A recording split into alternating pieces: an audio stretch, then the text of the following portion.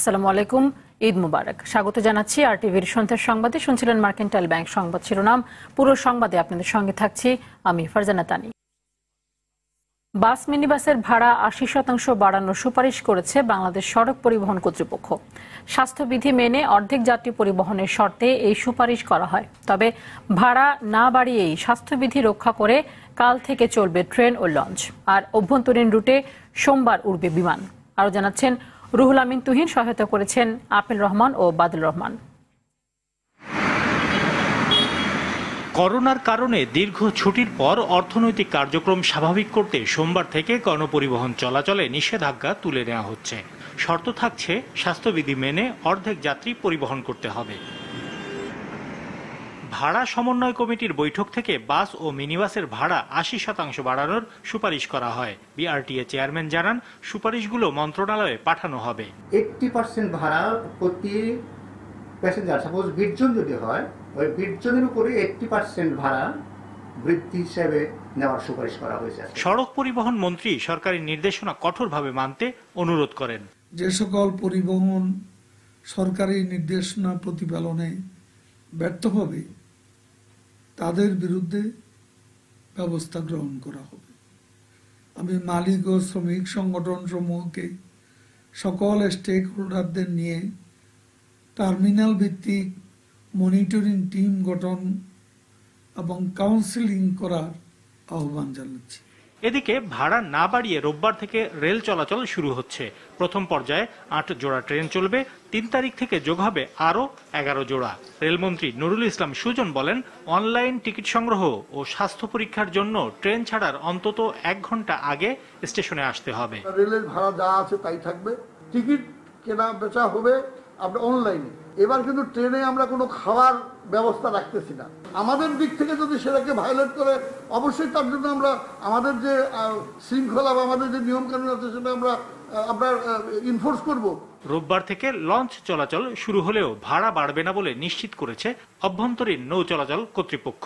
সবাই যদি দায়িত্ববান হয়, লঞ্চ মালিক কর্তৃপক্ষ, বিআইডব্লিউটি এবং যাত্রী সাধারণ, 3টা পক্ষ সবাই যদি দায়িত্ববান হয়, তাহলে আশা করি স্বাস্থ্য বিধি মেনে আমরা গন্তব্যে যেতে পারবো। এদিকে সোমবার থেকে অভ্যন্তরীণ রুটে বিমান চলাচল শুরুর প্রস্তুতি সরেজমিনে পরিদর্শন করেন বিমান প্রতিমন্ত্রী ও সচিব। বিমান ভ্রমণে স্বাস্থ্যবিধি ও শারীরিক দূরত্ব নিশ্চিতের অনুরোধ করেন তারা। বিমান চালানোর ক্ষেত্রে স্বাস্থ্যবিধি মেনা এবং সামাজিক দূরত্ব মেনটেন করার জন্য যে যে পদক্ষেপগুলো নেওয়া দরকার সেই পদক্ষেপগুলো আমরা নিয়েছি।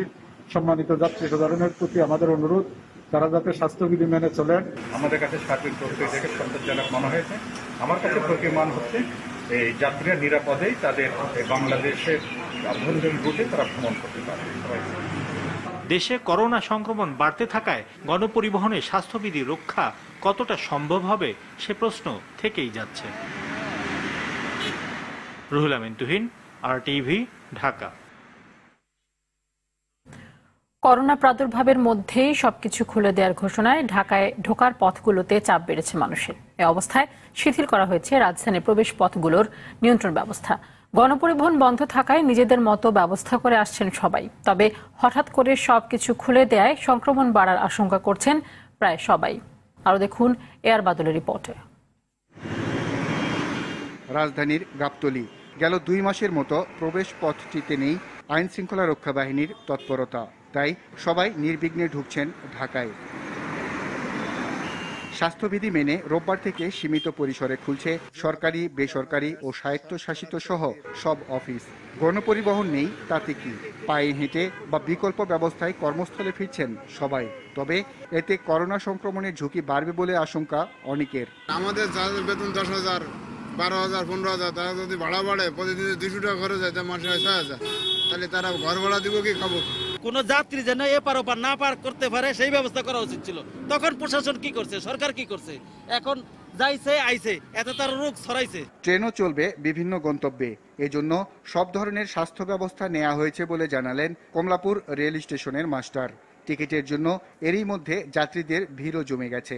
পরশু দিনের খবরে বলছে 31 তারিখে ট্রেন ছাড়বে, তো সেই ট্রেনটা চাইলে তো আগে টিকিট কাটতে হয়, সেজন্য আসা। আমি দিনাজপুর যাওয়ার জন্য টিকিট কাটার জন্য আসছি। দীর্ঘদিন ট্রেন বন্ধ থাকার কারণে আমরা যাইতে পারিনি। ব্যবস্থা করছি যে নিরাপদ দূরত্ব যাতে থাকে সেই জন্য ব্লকিং সিস্টেম করছি। পুরা স্টেশনটা আমরা স্প্রে করছি।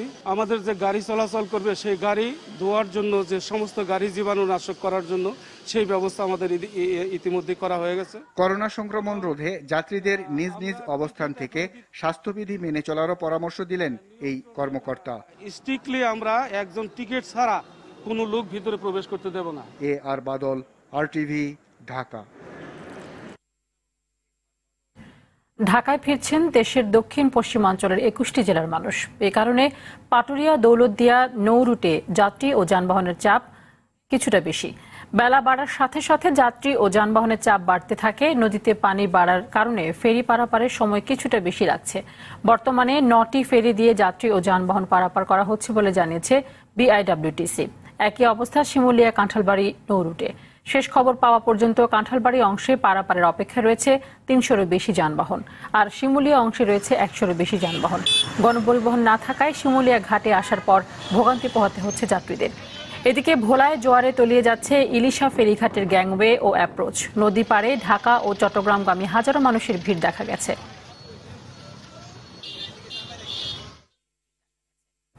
করোনা সংক্রমণ রোধে দীর্ঘদিন বন্ধ থাকার পর আগামী 1 জুন থেকে ফের চালু হচ্ছে গণপরিবহন।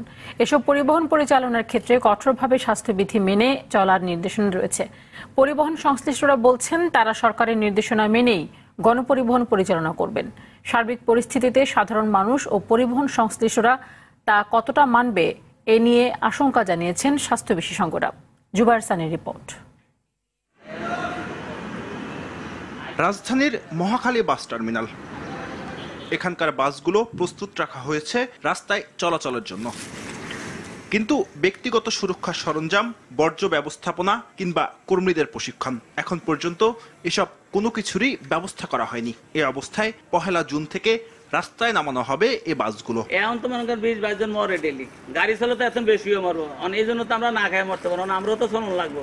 আমরা আমাদের স্বাস্থ্যের দিকটা আগে দেখবো, কারণ আমরা তো মানুষ, আমাদেরও তো একটা আছে, ফ্যামিলি আছে, পরিবার আছে। তো আমরা যদি আক্রান্ত হই, দেখা গেছে আমার থেকে আমার ফ্যামিলি আক্রান্ত হবে। সরকার যতই চেষ্টা করুক কাজ হবে যদি আমরা নিজেরা সচেতন না হই। আমাদের সচেতনতার উপর নির্ভর করে এই গাড়ি চালানো সম্ভব। পরিবহন সংশ্লিষ্টরা বলছেন যতটা সম্ভব স্বাস্থ্যবিধি মেনেই গণপরিবহন পরিচালনা করা হবে। সেক্ষেত্রে সবাইকে মাস্ক ব্যবহার করার পাশাপাশি কম যাত্রী পরিবহন করার কথা বললেন তারা। যারা চালক হবে এবং গাড়ির সুপারভাইজার যারা থাকবে বা হেল্পার যারা থাকবে তারা নিজেরা সবসময় মাস্ক এবং হাতের গ্লাভস এগুলো তাদের থাকবে, এবং যাত্রী যারা থাকবে তাদেরকেও বলা হবে তারা যেন মাস্ক পরে গাড়িতে চলাচল করে। গাড়িতে 2টা করে সিট থাকে, সেগুলোতে একজন প্যাসেঞ্জার বসবে, ভাড়াটাও ডাবল হবে। কিন্তু প্রশ্ন হলো দেশে এমন স্বাস্থ্যবিধি মানা কতটা সম্ভব। যেহেতু একই সঙ্গে সকল অফিস আদালত খুলছে, তাই মানুষকে এমন স্বাস্থ্যবিধি মানানো অসম্ভব বলেই মনে করেন বিশেষজ্ঞরা। যেখানে বেশ করে অধিক সংক্রমণ আছে সেই এলাকাগুলোতে, যেখানে কম সংক্রমণ সেই এলাকাগুলোতে এখন ছড়িয়ে যাওয়ার ঝুঁকিটা বাড়বে। আমাদের উপসর্গহীন রোগী আছেন, এরা হতে পারে গণপরিবহনের একজন ড্রাইভার বা সহকারী, এবং একজন বাসের যে হেল্পার বা সহকারী, উনি সুপার স্প্রেডার হিসেবে কাজ করতে পারেন। তবে সমন্বিত পরিকল্পনা নিলে ঝুঁকি কিছুটা কমানো যেতে পারে বলে মনে করেন এই চিকিৎসক। স্বাস্থ্য বিভাগের এখানে আছে বিষয় যে তারা যেন যথাযথভাবে প্রয়োজনীয় গাইডলাইন এবং নির্দেশনাগুলো দিয়ে দেন। বিভিন্ন যে প্রতিষ্ঠান, বিভাগ, সংস্থা আছে তাদেরও দায়িত্ব নিতে হবে। নিজের ও প্রিয়জনদের জীবন রক্ষায় যাত্রীদের সচেতন হতে হবে বলে মত তাদের। জুবায়ের সানি, RTV, ঢাকা।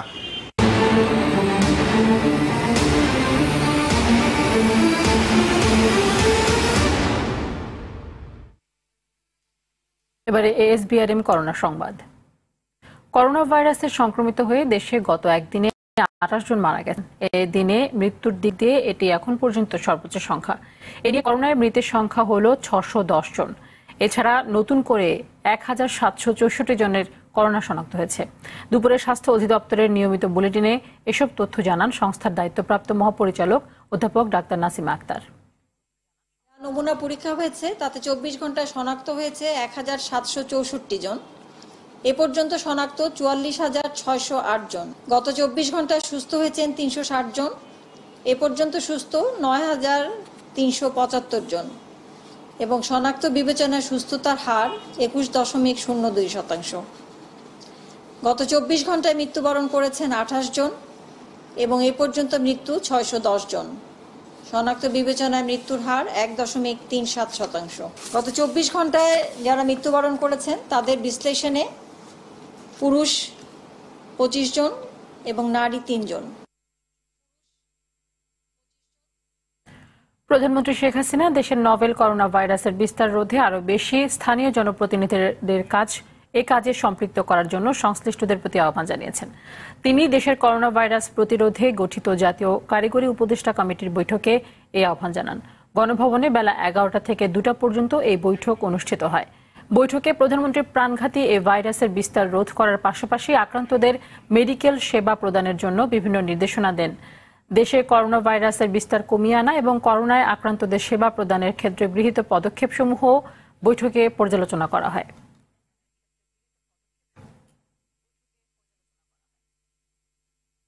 এবার অন্যান্য প্রসঙ্গ। ঘূর্ণিঝড় আমফানের তাণ্ডবে ১৩টি পয়েন্ট দিয়ে কপোতাক্ষ নদের পানি তলিয়ে গেছে খুলনা কয়রা উপজেলার ৫টি ইউনিয়ন। স্থানীয়দের অভিযোগ, সঠিকভাবে বেড়িবাঁধ সংস্কার না করায় এমন ক্ষতির মুখে পড়তে হয়েছে তাদের। আর এর জন্য বাঁধ মেরামতে টেন্ডার না করে পানি উন্নয়ন বোর্ডের কর্মকর্তাদের পছন্দমতো ঠিকাদারকে দিয়ে কাজ করানোকে দায়ী করছেন তারা। খুলনা থেকে এস.এম. মনিরুজ্জামানের পাঠানো তথ্য ও চিত্রে আরো জানাচ্ছেন মাসুদ মুস্তাহিদ। গেল ২০ মে ঘূর্ণিঝড় আমপানের আঘাতে খুলনার কয়রা, পাইকগাছা, দাকোপ, ডুমুরিয়া, বাটিয়াঘাটা সহ ৯ উপজেলার ৭০ কিলোমিটার বাঁধ ক্ষতিগ্রস্ত হয়। এতে কপোতাক্ষ নদের নোনা পানি ঢুকে তলিয়ে গেছে ৫টি ইউনিয়ন। আমাদের ঘর বাড়ি তো প্লাবিত হয়ে পড়ে আছে, আমি তো সেই ঘরের পাশেই দাঁড়ানো। জমি ভেঙে গেছে, জমির মধ্যে খাল উঠে গেছে, বড় গাং উঠে গেছে, ঘর বাড়ি ভেঙে গেছে। বাঁধ সংস্কারে পানি উন্নয়ন বোর্ড কোনো উদ্যোগ না নেয়ায় স্বেচ্ছায় শ্রমের মাধ্যমে বাঁধ সংস্কার, বাঁধ রক্ষা কাজ শুরু করেন হাজার হাজার মানুষ। এলাকাবাসীর চেষ্টায় বেশ কয়েকটি বেড়িবাঁধ মেরামত হলেও কয়েকদিন পরেই তা কপোতাক্ষ নদে বিলীন হয়ে যায়। আমরা এখানে স্বেচ্ছাশ্রমে হাজার হাজার মানুষ ৩-৪ দিন ধরে যে টেকসই বেড়িবাঁধ তৈরি করেছি। সম্প্রতি উপজেলার ২ নং কয়রা ও হরিণখোলার বেড়িবাঁধ সংস্কারে ৬২ লাখ টাকা বরাদ্দ দেওয়া হলেও কাজ ঠিকভাবে হয়নি এমন অভিযোগ ইউনিয়নের প্যানেল চেয়ারম্যানের। সেইখানে বালু দিয়ে কাজ করছে, যার কারণে এই সম্প্রতি ঝড়ে এই বালুর কাজের জায়গা থেকে ভেঙে আমাদের টোটাল কয়রাটা সম্পূর্ণ প্লাবিত। কয়রায় প্রতি বছরই কাজ হচ্ছে বেড়িবাঁধ সংস্কারের, কিন্তু কোনো লাভই হচ্ছে না এলাকাবাসীর, বলছেন স্থানীয় উপজেলা চেয়ারম্যান। ঠিকাদার নিয়োগ করে সঠিকভাবে কাজ বুঝে নেয়নি, কাজ টেন্ডার না করে তাদের পছন্দের লোককে দিয়ে কাজ করানো হয়েছে। এমন অবস্থার জন্য পানি উন্নয়ন বোর্ডকে দুষলেন কয়রা উপজেলার এই নির্বাহী কর্মকর্তা। এই ডিপার্টমেন্টের উপর একজন আস্থাহীনতা রয়েছে। এছাড়া আমাদের যে টেন্ডারগুলি হয় সেটি অনেক সময় অনেকগুলি হাত হয়ে পরবর্তীতে ফিল্ডে যখন আসে তখন কাজের মান অনেক ক্ষেত্রে দুর্বল হয়ে যায় বলে আমাদের কাছে তথ্য রয়েছে। ত্রাণ বা কোনো প্রকার সাহায্য নয়, সেনাবাহিনীর অধীনে টেকসই বেড়িবাঁধ সংস্কার করলে পানিবন্দী থেকে রক্ষা পাবে এই অঞ্চলের মানুষ, এমনটাই প্রত্যাশা আমপানে বিধ্বস্ত এলাকাবাসী। মাসুদ মুস্তাহিদ, RTV। ইতালি যাওয়ার স্বপ্ন পূরণ হলো না কিশোরগঞ্জের ভৈরবের ৯ যুবকের। লিবিয়ায় মঙ্গলবার ২৬ বাংলাদেশি সহ ৩০ জনকে গুলি করে হত্যা করেছে মানব পাচারকারীরা। নির্মম এই হত্যাকাণ্ডের পর থেকে ভৈরব উপজেলার ৮ জন যুবকের সন্ধান মিলছে না। এর মধ্যে ৫ জন গুলিবিদ্ধ হয়ে ঘটনাস্থলে প্রাণ হারিয়েছে বলে জানা গেছে, আর বাকি ৩ জন যুবক আহত হয়েছেন বলে জানিয়েছে সন্তানহারা পরিবার। মাদারীপুরেও ১১ তরুণের বাড়িতে চলছে মাতম। ১ বছর আগে দালালদের খপ্পরে পড়ে অবৈধভাবে সমুদ্র পথে ইতালি যাবার পথে লিবিয়ায় মানব পাচারকারীদের হাতে জিম্মি হয়ে পড়েছিলেন মাদারীপুরের ১১ তরুণ।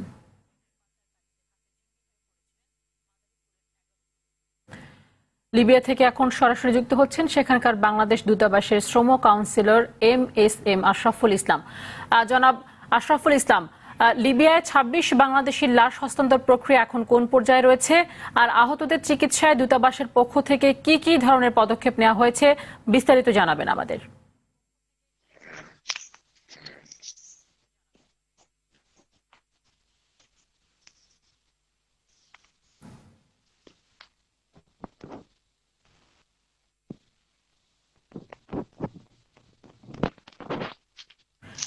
জনাব আশরাফুল ইসলাম, আপনি কি আমাকে শুনতে পাচ্ছেন?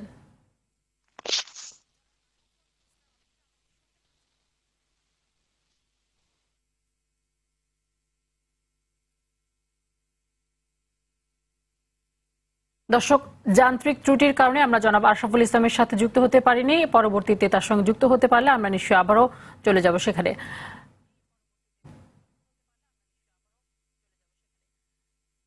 করোনা ভাইরাসে আক্রান্ত গণমাধ্যম কর্মীদের জন্য অ্যাম্বুলেন্স সেবার জন্য পাথওয়ের সাথে চুক্তি করেছে সম্প্রচার গণমাধ্যম কর্মীদের সংগঠন ব্রডকাস্ট জার্নালিস্ট সেন্টার বিজেসি। সকালে প্ল্যানার্স টাওয়ারে এই চুক্তি সই হয়। 24 ঘন্টার জন্য 3টি অ্যাম্বুলেন্স বরাদ্দ থাকবে বিজেসির সদস্যদের জন্য। বিজেসির পক্ষে সদস্য সচিব শাকিল আহমেদ ও পাথওয়ের পক্ষে নির্বাহী পরিচালক এমডি শাহিন চুক্তিতে সই করেন।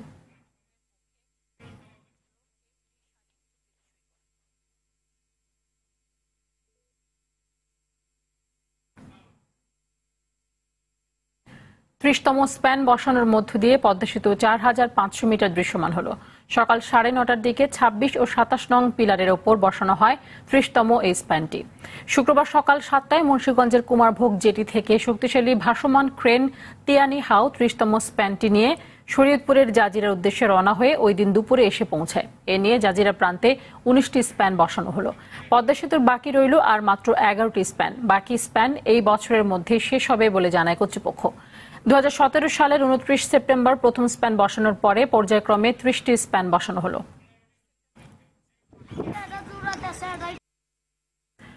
দর্শক, পাকিস্তানে করোনার সর্বশেষ পরিস্থিতি জানতে আমরা এখন কথা বলবো করাচিতে ডয়চে ভেলের সাংবাদিক বিনিস জাভেদের সাথে। Miss বেনিস, the prevalence rate of COVID-19 in Pakistan is increasing, but Pakistan government decided to operate its international flights. What is Pakistan nationals' view on these issues? Thank you so much for taking my opinion on this. Yes, you're right.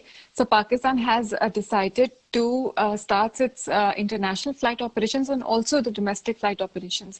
And actually, this decision reflects the policy and orientation of the federal government of Pakistan. So the first coronavirus case in Pakistan was recorded in February. And ever since the first case was recorded, there had been a very ugly debate in Pakistan regarding lockdown. So federal government has been a great opponent of not imposing a lockdown. The Prime Minister of Pakistan, Imran Khan, firmly believes that Pakistan is obviously a poor country. There's a huge economic crisis in Pakistan, and the government wanted that, and Imran Khan actually believes that more people could die of hunger if there's a lockdown than of coronavirus. So this decision of resuming the flight operations, international flight operations, actually reflects the government's decision that they want to generate economic activity. Right now, absolutely, there is no lockdown in Pakistan. Just before Eid, actually, the Supreme Court of Pakistan asked that shopping malls should be open, and there's a fear among the health workers in Pakistan. Even the Human Rights Watch has said that Pakistan has been their policy regarding lockdown has been confusing, and confusing messages have been sent to public.